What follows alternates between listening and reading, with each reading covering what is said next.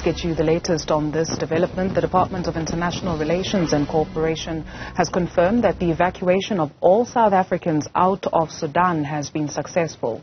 Officials say a group of South Africans crossed from Port Sudan to Jeddah. They are expected to arrive at OR Tambo International Airport this afternoon. The group that was evacuated by buses from Khartoum is said to also have crossed the border into Egypt. The department has thanked humanitarian organization Gift of the Givers who worked with government officials in the evacuation process. We can now speak to Gift of the Givers founder Imtiaz Sooliman. Thank you very much, Imtiaz, for your time this morning. So what more can you tell us in terms of this evacuation? Good morning, Dudu. There's three parts, well, there's two parts, or rather three difficulties that we had. The first one, the group that you just mentioned from Port Sudan, those people made their own arrangements to get to Port Sudan. They work for certain companies, and the companies told them to get there. They got stuck. They couldn't get out. There was some behind-the-scenes diplomacy with various governments, and eventually with DERCO speaking to the Saudis, and a person called Advocate Patrick Lewis, who was the UN Special Envoy for Sudan, managed to speak to some people, and then that group was allowed to leave. There are 6 of them on a flight from Jeddah to South Africa at the moment. The other 4 will get onto a flight later today. And 1 or 2 of them went by Ethiopia because of their own companies. Earlier in the week, some people, South Africans, went to Djibouti. The other challenges we had was the 3 buses. The first 2 buses got to the border on Tuesday, and 8 South Africans were not allowed to cross. And the biggest challenge in a situation like this is the absence of paperwork, of documents, of original passports. That can be a nightmare for any human being. There's people waiting 4, 5, 6 days at the border for that reason, in 40 degrees heat and no food and no water. Fortunately, we had consular services. It took 26 hours, but they got out. The first 38 were waiting in Aswan since Wednesday. And then the third bus left on Wednesday, got there on Thursday morning, was another nightmare. Waited long hours on the Sudanese border. Eventually, late yesterday afternoon, we managed to get out. We managed to get 8 South Africans out, but we had a slight complication. We couldn't leave 2 Americans behind. The American, one of the South African group, a South African lady, this was the husband, an American husband, with a husband with an American passport and a daughter with an American passport. And again, a lot of the behind-scenes diplomacy had to take place, and finally they got out. So they're all now in Aswan, and sometime later today, they would leave for South Africa to be here tomorrow. Imtiaz, you mentioned the issue of documentation having presented a challenge at the border. Why were people without their documentation? Did they get destroyed during the fighting? No, and it wasn't necessarily got destroyed. It just wasn't accessible. It may have been in their own embassy buildings. You know, a diplomatic staff just closed their buildings and they left. And they were the first ones to get taken out by their own governments. The military planes came, fetched all the diplomatic staff from the various governments, and they left. And many of those governments had the passports of their own citizens in their buildings. Then other places were in the company for whatever reason, or in a house that they couldn't get to, or somewhere further away which they couldn't get to because of the fighting.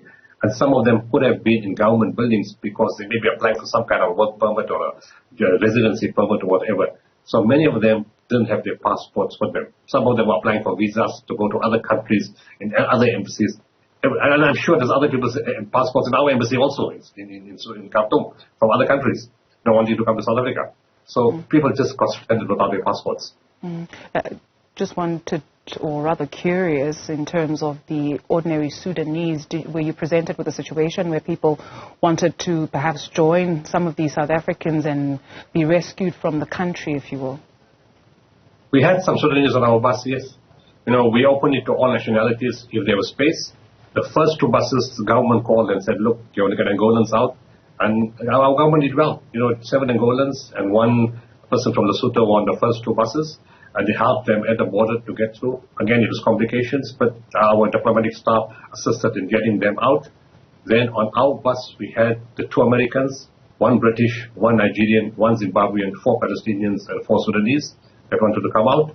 They reached the border. Strangely, the Sudanese and the Palestinians could move easily through because they had the Sudanese passports, so they moved through quite easily. We were stuck. And, you know, the Nigerian guy, we made arrangements to speak to his government, to give him consular support, because him, the Brit, the 2 Americans, and the Zimbabwean didn't have any documents. So last week, Tuesday night, I phoned the US Consul General, and they made arrangements for documents for the American people, but we still had to get involved in terms of South African diplomacy to get him across. The Zimbabwean guy 10 minutes ago just sent me a message now and said he's crossed the border.